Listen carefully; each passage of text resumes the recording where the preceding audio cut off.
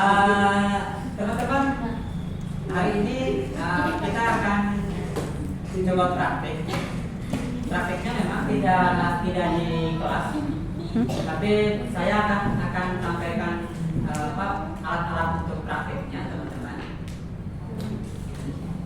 Yang harus kita lakukan sekarang adalah untuk pertemuan hari ini harusnya kalian belajar menganalisis usaha yang sudah ada.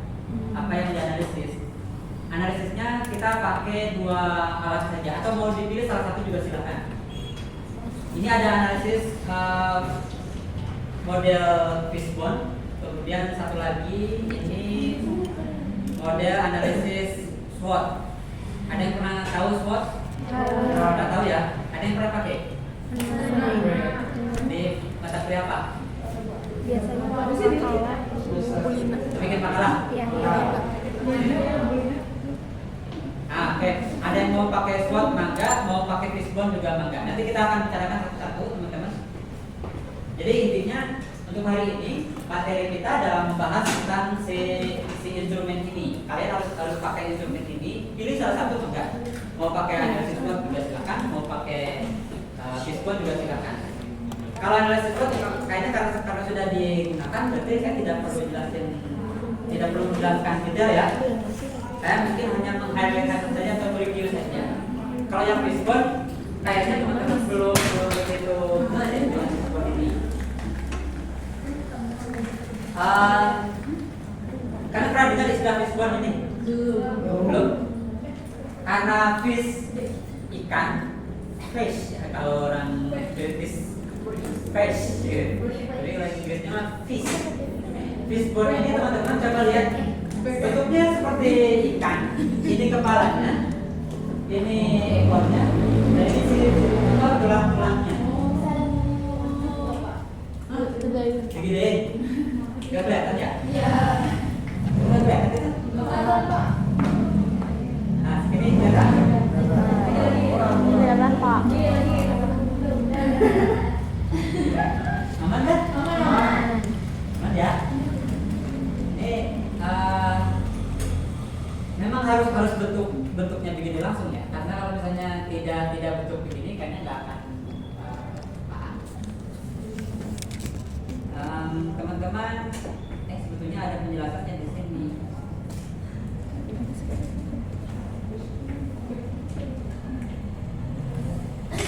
Ya, langsung aja di yang ini ya.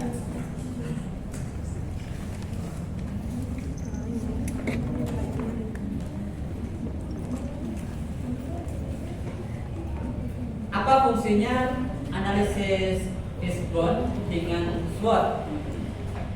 Minggu terakhir kita bertemu, bukan yang kemarin kita enggak, jadi ya karena harus begini, jadi nggak mungkin kalau online. Fungsinya untuk apa? Supaya teman-teman bisa menganalisis pasar dengan baik. Kan minggu terakhir kita bertemu, saya ajak teman-teman untuk berdiskusi tentang bagaimana cara menganalisis pasar, gitu ya. Apa saja yang harus dicari dan sebagainya. Nah sekarang teman-teman, kalian harus menganalisis usaha yang sudah ada. Mau usaha orang lain silakan, mau usaha pribadi juga silakan. Teman-teman yang sudah punya usaha sendiri atau orang tua, berapa orang? Cung. Mau perorangan mau kelompok, jadi kita hitung ada berapa nih. Kalau misalnya ada yang cukup mau dibuat kelompok juga silakan, atau mau sendiri juga silakan. Ya, kelompok sendiri. Ya cuma analisis saja. Sendiri juga sebetulnya. Gak perlu laporan yang makalah banget. Jadi kalian cukup membuat satu model fishbone begini. Ya, satu lagi model SWOT. SWOT kalau mau dibuat tabel silakan. Ya, kalau enggak juga silakan. Teman-teman coba lihat untuk yang fishbone. Yang fishbone cukup 4 ini saja. Kalau teman-teman di lapangan ternyata dapat lagi satu atau dua terminologi yang bisa digunakan juga silakan. Tapi ini juga cukup teman-teman. Coba lihat. Pertama ada sistem, kedua yang ada skill, ketiga ada surrounding, kemudian yang keempat ada supplier. Yang sistem teman-teman, ini kalian harus dicek di perusahaan atau di tempat usaha yang kalian analisis itu sistemnya bagaimana. Sistem apapun, sistem pembayaran, sistem pembelian, sistem penjualannya, pokoknya sistem-sistemnya itu harus dicek. Ya, bagaimana sistem penjualannya, online atau konvensional. Sistem pembayarannya bagaimana, cash atau QRIS atau apa. Oh ternyata cash, jadi masih ada nih QRIS-nya kosong. Oke. Sekarang kan sudah orang agak malas untuk bawa cash. Iya. Ya, nah itu kan jadi kelemahan. Nah kalian terus analisis yang begitu. Oke, sistem-sistemnya apa saja di situ. Pokoknya kalian harus cek sistem yang diberlakukan di sana apa saja di perusahaan itu. Oke, tahu kan sistem ya? Aturan-aturannya. Jadi sekali lagi biasanya kalau yang usaha jual beli mah dari mulai bagaimana pembelanjaannya. Kalian belanja barangnya itu bagaimana sih sistemnya? Belanja langsung kah, satu-satu kah, atau per packaging? Misalnya saya mau belinya itu satuan, oh saya mau belinya rusinan, saya mau partnya gede. Tanya itu sistem pembelian barangnya. Yang kedua bagaimana sistem penjualannya? Ya, sistem penjualan ke customer itu seperti apa? Pakai sistem online kan atau konvensional kan? Yang ketiga, bagaimana sistem penyimpanannya? Kan ada sistem tata letak ya. Kan ada yang pakai etalase, ada yang pakai apa gitu. Pokoknya kalian bisa lihat lah ya, nasi padang. Dari nasi padang ya. Dingin-dingin dalam dari padang lah ya. Nasi padang, warteg, terus yang khas Sunda. Bisa kelihatan kan bagaimana packagingnya, ya, mana yang akan lebih laku, mana yang tidak. Padang juga sama, meskipun berdekatan ada dua nasi padang, tapi kita akan jauh lebih mengarah pada nasi padang yang mana, sistem penyimpanannya. Padang kan disimpan aja gitu-gitu, ya estetik, kemudian ya memang enak ya dilihat, ya. Kalau yang warteg kan pokok. Tasbih. Yang mana aja Pak? Itu. Oke. Ya.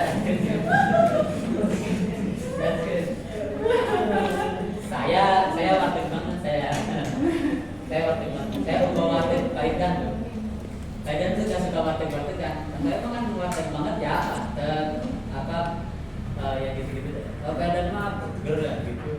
Waktu pertama kita satu landing dengan saya. Pertama kali kita PNS-an, set, ya deh. Bapak bento kata gitu.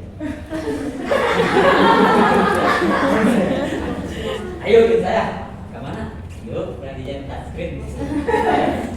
Mana? Anjir warteg gimana? Tapi dia ketagihan sampai sekarang. Kang, warteg oke.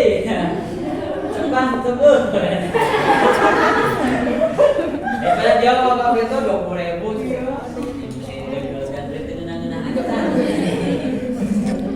Asin lah, enggak gitu ya.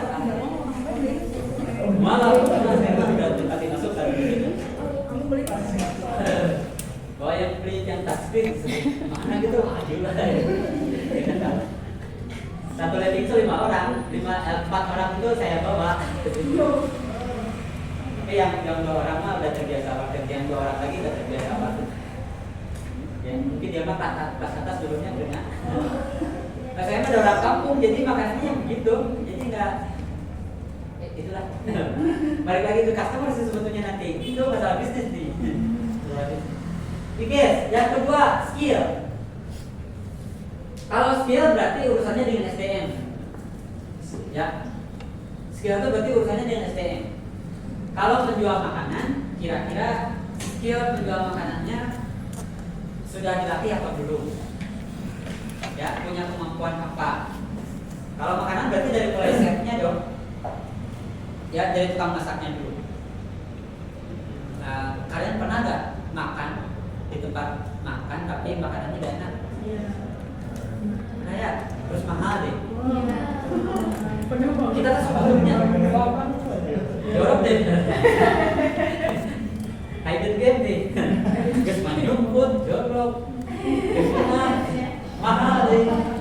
Hidden game deh. Hidden game tadi di bawah jembatan deh, ke atas betul. Saya pernah gitu. Saya pernah nonton mahal, benar. Pulang saya motor di pemajikan saya. Kami naik gaji. Wah. Tahun kedua. Itu kaitannya dengan skill, teman-teman. Jika skill setnya tidak dikontrol, yakin sebagai customer seperti saya tadi, betul. Maka cek oleh teman-teman nanti skillnya. Kalau yang kalian cek adalah bidang makanan tadi, berarti cek skill si setnya. Ya. Kedua, cek skill apa sih namanya? Saya lupa, ada istilahnya. Table mannernya ya. Yang intinya pelayannya ada. Kan pelayan juga harus punya skill ya. Banyak yang datang gini aja, itu doang. Tapi ada yang datang,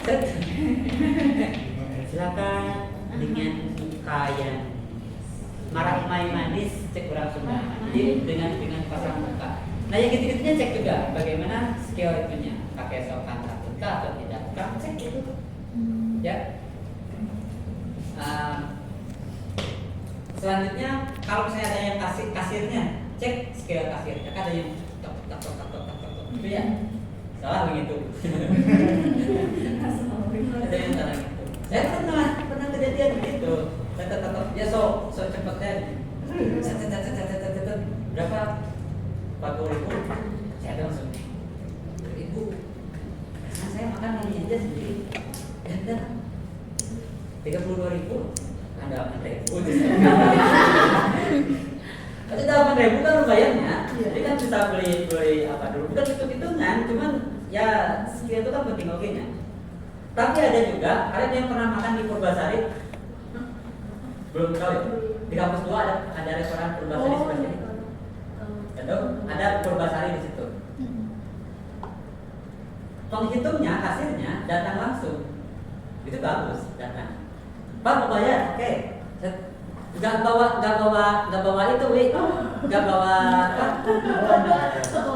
Kalkulator. Dia kalkulatornya langsung hitung. Itu habis 2.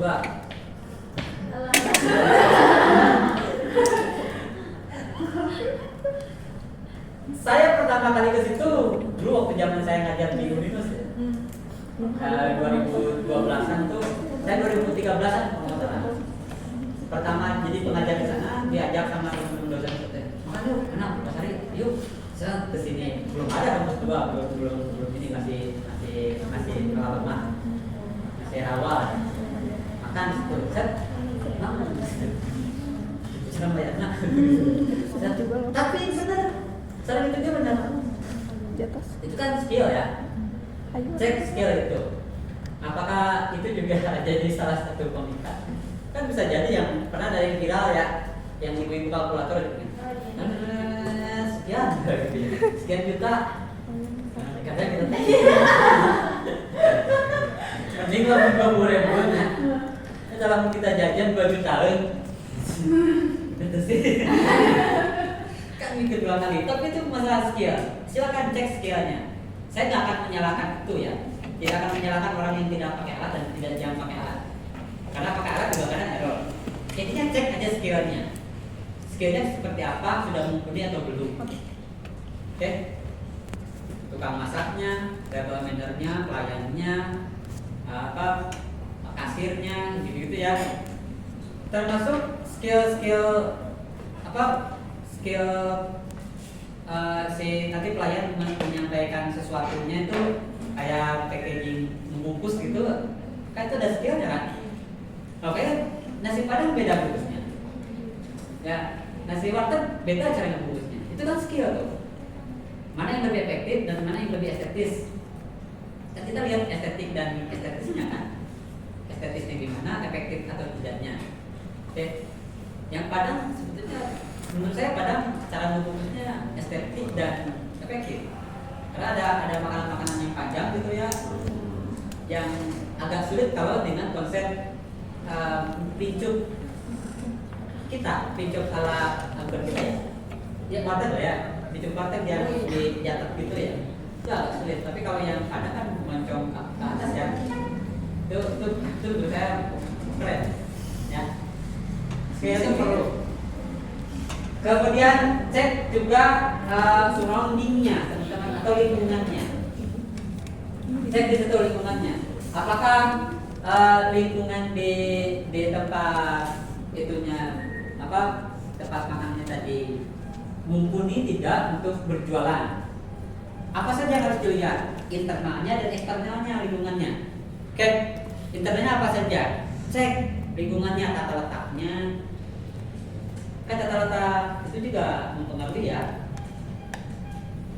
Saya kadang mikir keras, ini kayaknya bener-bener gak memikirkan hal yang gini deh, bukan jualan.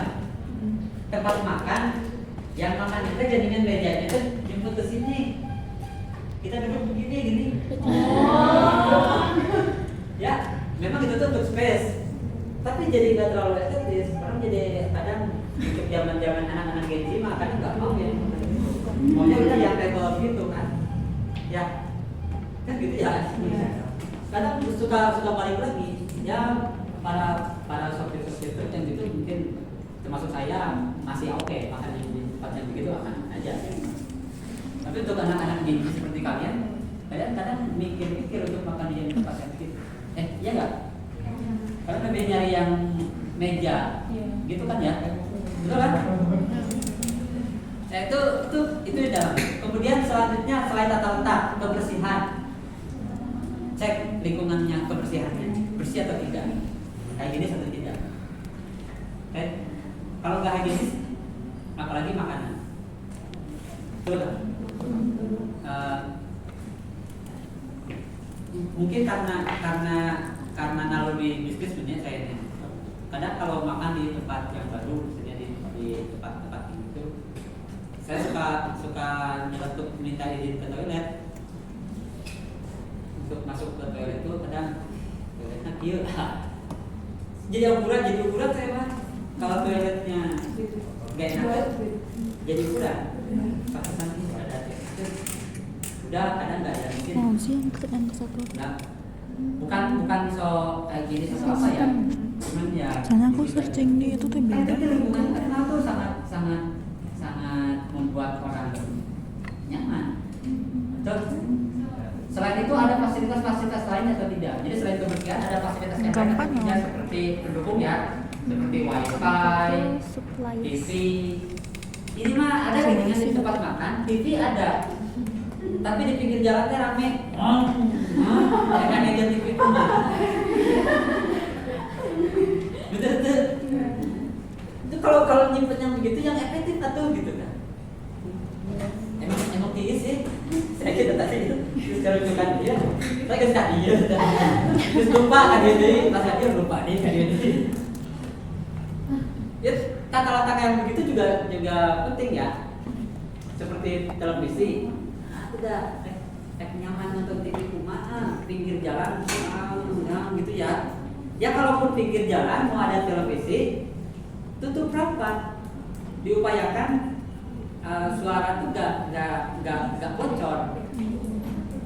Jadi pintu tuh pakai peredam gitu ya, supaya nggak terlalu berisik banget. Tapi belum nggak kesana ya teman-teman, intinya ngecek aja. Kalimat tugasnya ngecek apa kekurangannya, kelebihannya apa, kekurangannya apa. Tadi kalau internal apa sih tadi? Tata letak, kemudian kebersihan, kemudian pendukung ya, fasilitas pendukung apa saja. Yang keduanya yang eksternalnya masih di surrounding ya, eksternalnya. Eksternal juga teman-teman harus dicek. Kalau kalian lihat kesediaan tempat parkir, ya, luas atau tidak, cukup untuk parkir apa saja. Kadang ada juga yang bisnis makanan yang tuh benar-benar memperhatikan tempat parkir kok, mending tempat parkir yang luas di dalam sempit tapi dinaikin lantai ke atas. Itu jadi lumayan orang lebih tertarik untuk datang ke situ karena parkirnya luas, gitu ya. Ketimbang ruangannya gede tapi parkir sempit, tetap aja di dalamnya kosong yang beli, ya. Tapi kalau tempat parkir luas, bangunannya meskipun sempit tapi di lantai ke atas, itu kan jauh lebih efektif untuk yang apa? Yang datang tamu. Oke? Cek tempat parkirnya atau tempat transit kendaraan. Apakah ada tempat yang cukup atau tidak? Keamanannya dan kenyamanannya. Kenyamanan itu biasanya adalah tempat ada orang pasti tukang parkir gitu ya. Tukang parkir itu apakah memang tukang parkirnya terlembagakan atau tidak? Meskipun tidak terlembagakan, yang paling tidak tuh si tukang parkirnya di bajuan deh, rada mantes, ya. Kan bagi saya ya, sebagai customer, mungkin teman-teman juga sama. Datang ke tempat makan, set, lihat tukang parkirnya benar-benar rapi. Ya udah, kita deh bayarnya memang, nah ini memang official dari itunya. Oke, kita bayar juga oke. Tapi kalau datang berada langsung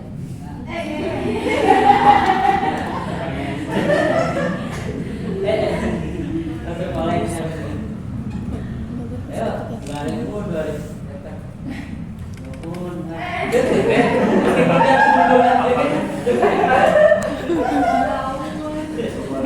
yang bararau sieun beratnya asal nyaman. Oke, keamanan kenyamanannya, kemudian apakah lahannya cukup enak atau tidak. Yang paling penting selanjutnya adalah kalau faktor lingkungan, apakah tempatnya strategis atau tidak.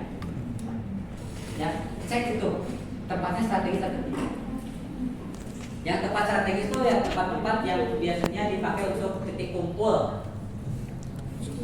Betul, titik kumpul untuk keramaian ke depan UIN. Depan UIN ke sebelah sana sampai Cibiru itu titik kumpul tuh. Depan UIN mahasiswa. Ke sana ke Cibiru yang naik angkot, naik elep, naik bis, itu di situ tempat kumpul. Makanya banyak tempat makanan di situ ya. Betul? Strategis. Cek kayak gitu. Itu cukup internal eksternal sampai situ. Terakhir suppliernya teman-teman. Untuk supplier teman-teman, siapa yang menyokongnya? Siapa yang kira-kira mendukung dan apa yang mendukung bisnis itu?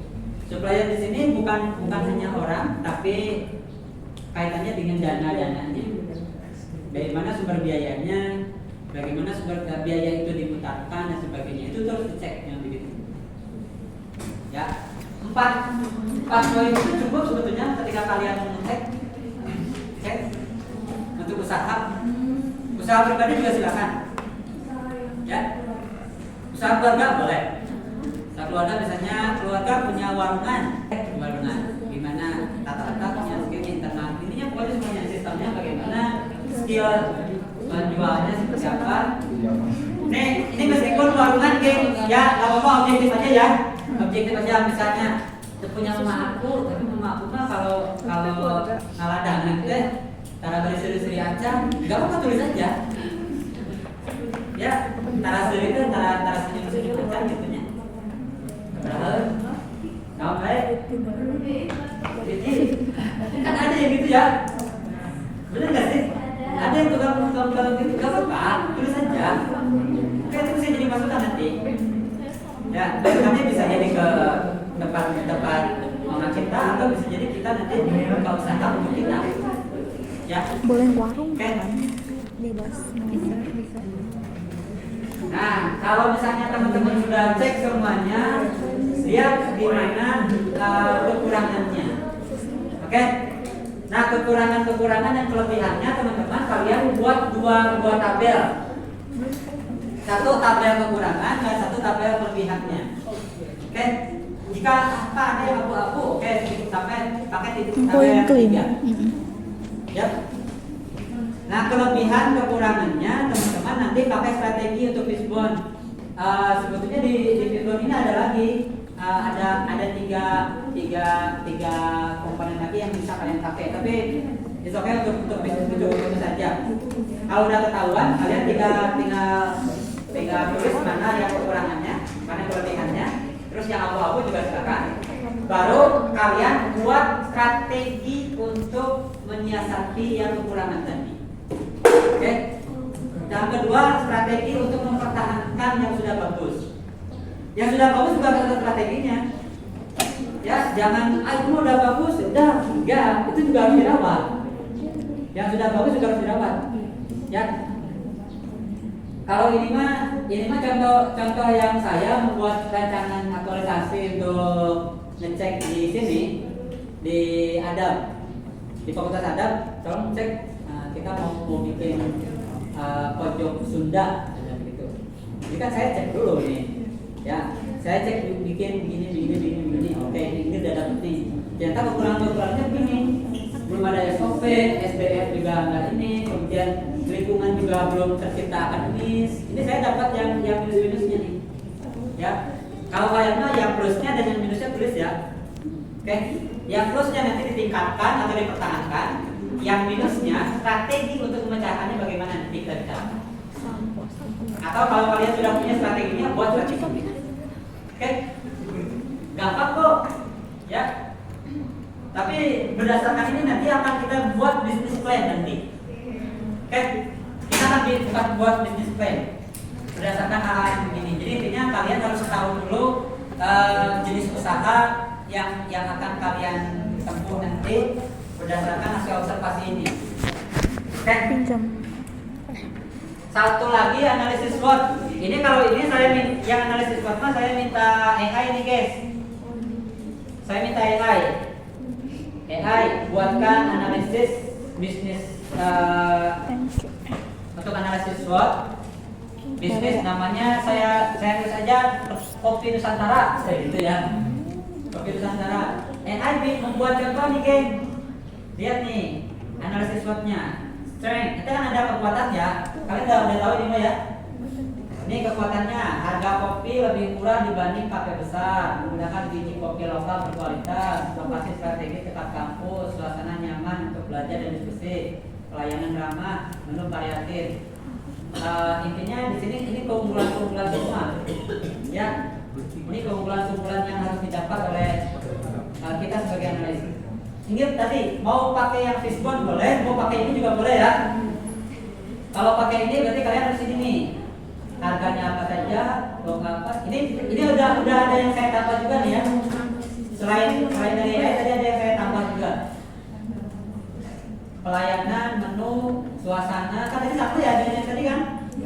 Ya, harga, terus ini kan lebih ke sistem, kemudian pelayanan, bagaimana packaging, sama nih sebetulnya dengan yang disebut tadi. Okay. Kemudian kelemahannya teman-teman. Ini modal terbatas. Kalau modal tuh yang tadi saya bahas tuh di bagian supplier. Supplier kan tadi modalnya ya. Di modal terbatas, promosi masih kurang. Ini supplier juga promosi nih. Tempat tidak terlalu luas. Ini untuk yang surrounding tadi, untuk lingkungan. Oke, itu untuk yang lingkungan surrounding. Belum memiliki cabang, jadi itu untuk pengembangan. Ini masih sama surrounding juga. Tapi nanti kaitannya dengan skill. Apakah membuat cabang perlu skill? Sudah bisa atau tidak kalau skillnya seperti ini? SDM terbatas, ini skillnya nih. Oke, jadi masalahnya yang ini supplier, surrounding, kemudian skill. Ya, ada 3 nih. Oke, kalau sistem gak masalah nih. Kelemahannya untuk yang Kopi Nusantara gak ada kelemahan sistem nih. Yang ada kelemahannya di skill, kemudian di supplier, dan satu lagi di surrounding atau di lingkungan. Ya. nih, ada budaya minum kopi, banyak mahasiswa. Intinya teman-teman cek setiap item yang ada di sini ya. Analisis SWOT aman dah ya. Kayak udah bisa. Ini contohnya mau saya kirim. Saya kirim ya. Yang Fishbone juga saya kirim ya. Yang ini juga sudah saya tambah-tambah. Yang analisis SWOT sudah saya tambah-tambah sesuai dengan yang di Fishbone tadi. Nih sampai jadi begini nih, geng. Nah, ini nih. Kekuatannya apa? Harga murah, lokasi strategis, kopi berkualitas. Weakness-nya modal kecil, promosi kurang. Kemudian opportunity-nya tren kopi meningkat, pasar mahasiswa. Ini peluang-peluangnya ya, opportunity. Trade-nya banyak pesaing, harga bahan naik. Itu berarti ancamannya nih trade itu, ya. Ancamannya apa? Nanti bikin strategi-strateginya untuk yang ini. Jadi kalau SWOT mah di akhir aja kita tetap harus pakai strategi. Strategi doang berarti. Iya, soalnya kan kelebihan kekurangan ada. Boleh? Boleh pakai tabel boleh? Mau dibuat begini juga silakan. Intinya coba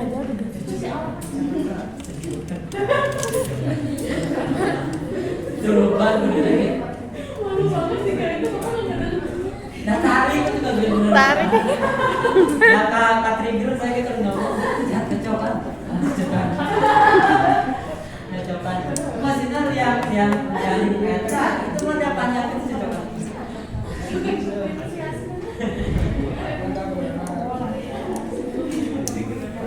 Kecuali langsung di video. Apanya salahnya? Ada sih teman. Oke lah gitu ya. Aku mau. Jadi untuk yang sekarang teman-teman coba pilih saja. Silakan lakukan analisis. Minggu depan harus sudah ada analisisnya. Karena minggu depan aja. Karena teman-teman dasar analisis ini yang akan kita jadikan Minggu depan. untuk dasar bisnis plan. Individu jadinya? Hah? Oke. Jadinya Kan kita mau produk aja kita bisnis plan ya. Maka teman-teman harus sudah punya modal ini dulu. berarti tahun Selain yang sudah kita bicarakan dua pertemuan yang lalu. di Senin, poe. Ini penting kan ini sudah ada lapangan. Ya. Menurut aku ini doang, yang fishbone doang. Gini doang deh, lihat. Oh, boleh. Dwi. Boleh banget. Ini kata Asna pula ada foto, ini sebaiknya lebih baik ada foto lebih bagus ya, bukan lebih bagus. Kirimin ke aku. Misalnya bentuk ininya gimana? Foto-foto tadi bisa Foto pasangannya. Nah ini mau gambar tadi.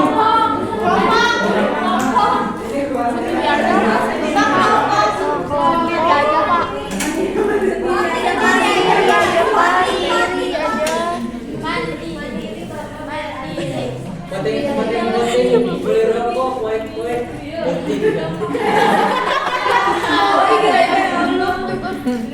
Oke deh, kalau gini aja lah, ada yang ini nanti kebutuhannya bisa jadi mau dipakai oleh kalian pribadi juga nggak apa-apa.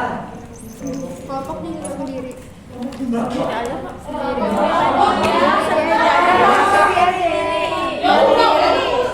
Bebas. Bawa yang lain kelompok, Asna pengen sendiri.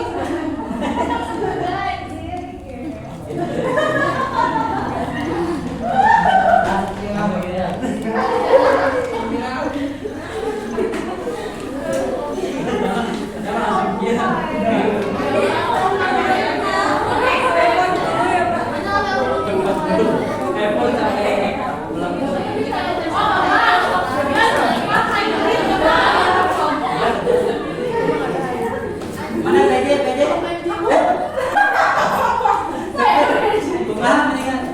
Mana mau PJ mau PJ? Mau kelompok atau pribadi? Ya. Bapak punya kuasa. Bapak dosen, Bapak punya kuasa.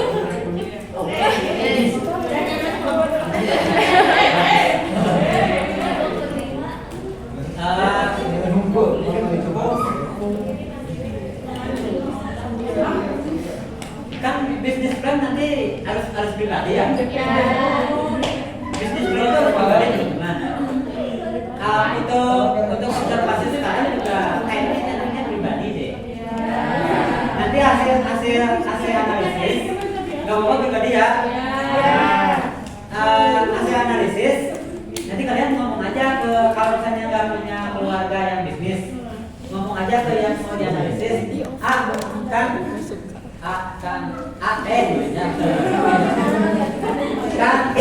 saya dapat tugas. Saya mau menganalisis ini nih kekuatan-kekuatan yang ada di permukaan. Kekuatan dan kelemahan yang ada di permukaan. Nanti hasil analisisnya bisa saya berikan juga ke akang untuk evaluasi dan peningkatan. Itu aja.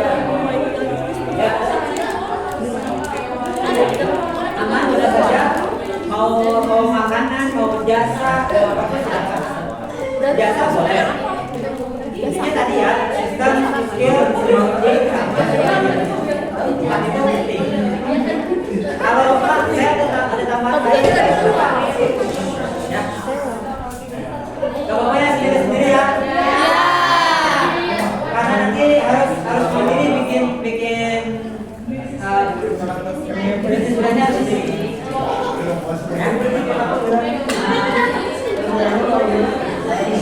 Bisnis plannya harus sendiri.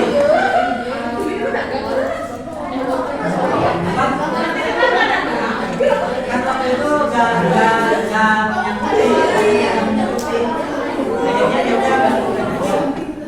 gak perlu dagang.